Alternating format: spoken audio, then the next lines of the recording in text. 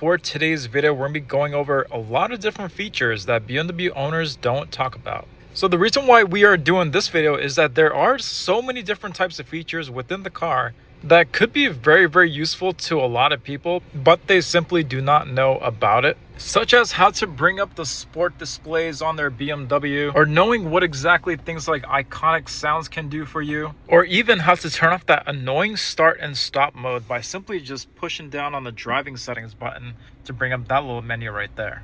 So stay tuned for the whole video. We are going to be going over 10 of these. You don't want to miss it. So I've gotten a ton of different questions about what exactly iconic sounds is. The way that I found it was I went into settings. I go into driving settings, which is located right over here.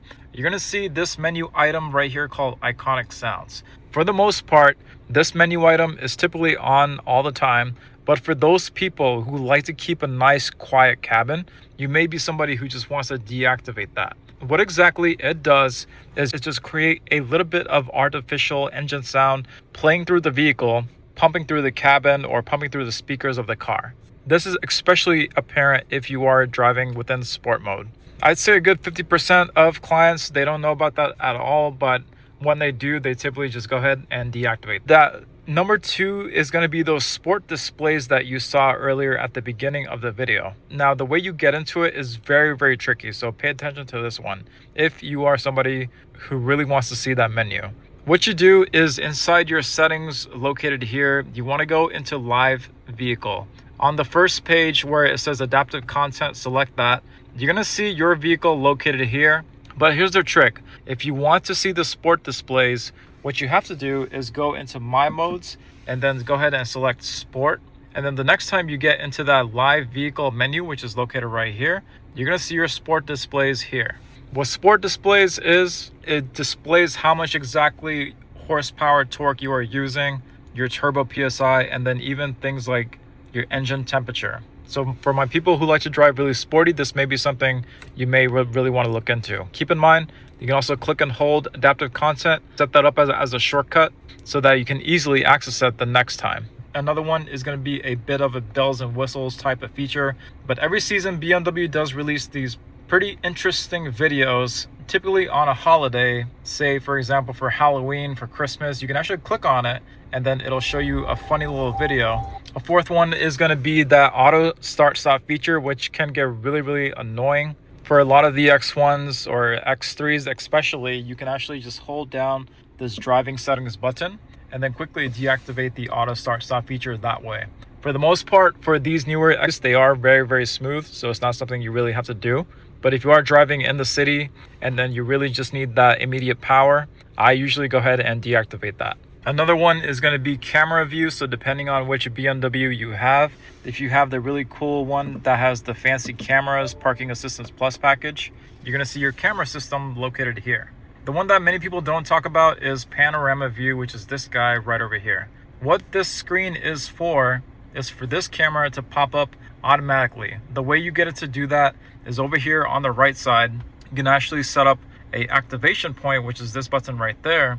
And then so that the next time I get into this exact GPS point, this surround view camera or panorama view will initiate all by itself. This is great for somebody who may have to park nearby curbs every single day, or if you're going through a drive-through to get your favorite coffee. You can also manage those points right over here, so you can remove them, you can add them as much as you like. Dynamic ambient lighting is one that not many people talk about nor know what it is, but over here, if you go into settings, if you go into interior lighting, this button right there, you're going to click on ambient lighting, go all the way down. You're going to see this one right here called lighting effects. Depending on which BMW you have, it may be called dynamic lighting. What exactly dynamic lighting is the lights in the vehicle pulsing whenever something is happening to the vehicle. Say for example, if I were to open up my door, you're going to see the ambient lighting here start to pulse or glow. Same thing with this ambient piece right here and on that door there. If my door is open, it will begin to pulse to let me know that my door is open. It will actually flash red to definitely get your attention. Another one is going to be incoming calls. So if you're getting a phone call, your lights will begin to pulse for that. Some people may or may not like that. They may find it a little bit too distracting. So that is what exactly dynamic lighting or lighting effects is. Another couple are going to be in sound. So if you go into your sound settings, there's this one feature that I really enjoy and really like. If I go all the way down to volume settings, you're going to see this thing right here called speed volume. This is actually really cool because what exactly it is whenever you're driving, the vehicle takes into account how slow you're driving or how fast you're driving, and then it will adjust the music within the car all by itself depending on that speed.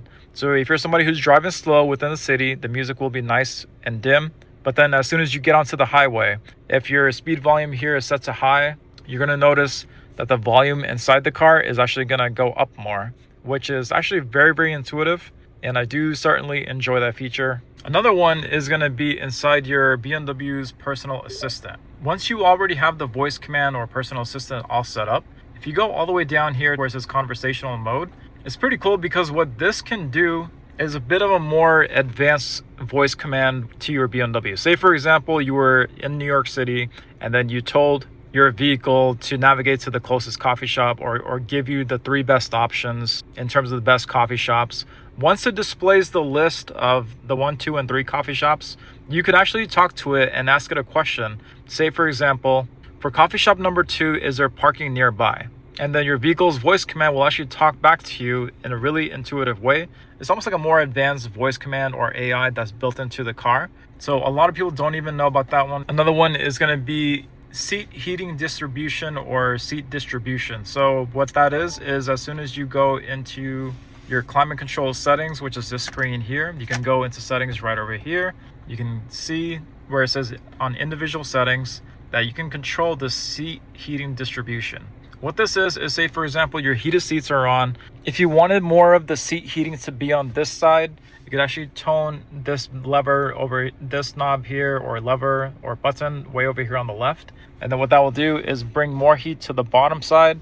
Or if you wanted more heat to the back side of the seat, which is on this side here, then that is exactly how you can control the seat heating distribution. For another one is going to be preconditioning on the goodbye screen. If you are somebody who has a BMW that has remote engine start, a lot of the vehicles in North America do have this, or you can get it for your car. As soon as you turn off your car like this, you're going to get a goodbye screen that looks like this. Way over here, kind of towards the bottom, you're going to see this menu item here called preconditioning.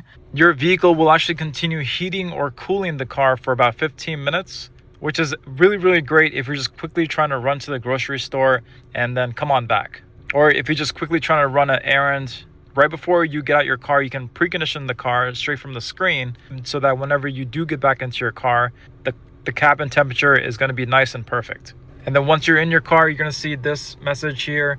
You can actually just start the car and then you can just begin to go ahead and drive again. Also, ladies and gentlemen, we are restocked with our BMW compatible key fob covers. We do have more inventory after selling out for the 6th time. The vehicles now, they only come with one single key. So make sure you treat it like your phone. These keys are almost $1,000.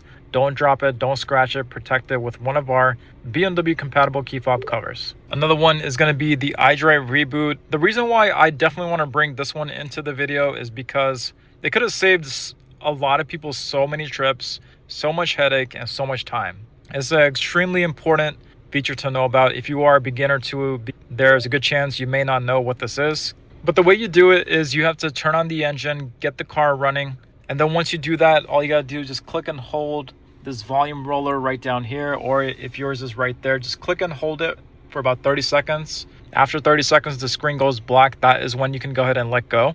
What that will do is just kind of reboot the computer to fix any glitch, almost any glitch, phone connection problems, CarPlay problems. The feature alone has just saved so much time for so many different owners. If you don't know about that, you'd definitely be missing out on something.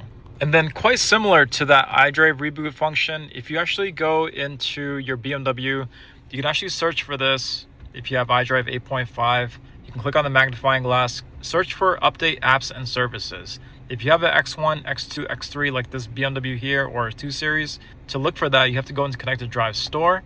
You're going to see manage right over here. And then here, you're going to see all these little apps that you can update. So in this BMW with iDrive 9, you can actually set this to automatic updates, and then your BMW will stay up to date with all the latest BMW app updates. But if you are somebody who has iDrive 8.5, you can actually click on the magnifying glass. And then for yours, you can actually type in update apps and services, and that is going to show right here on the right. So that you can click on to just make sure your apps are up to date that way, to just kind of prevent any glitches or just keep the whole entire system nice and fresh. And then for the last one, a bit of a bonus, if you are somebody who has a head-up display where you can see the hologram on the glass, if you go into displays right over here, I personally do this in my car, but if you go into instrument cluster right over here, you're gonna see this little feature right here where it says specify where lists and messages are displayed.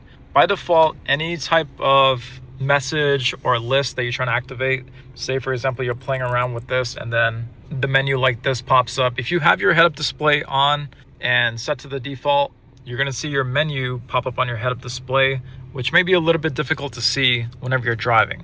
What I like to do is switch this to instrument cluster, and then whenever I play around with my menu here, it's actually going to show right over here, and it's a nicer, brighter screen. So these were a quick 10, 11 different features people don't talk about.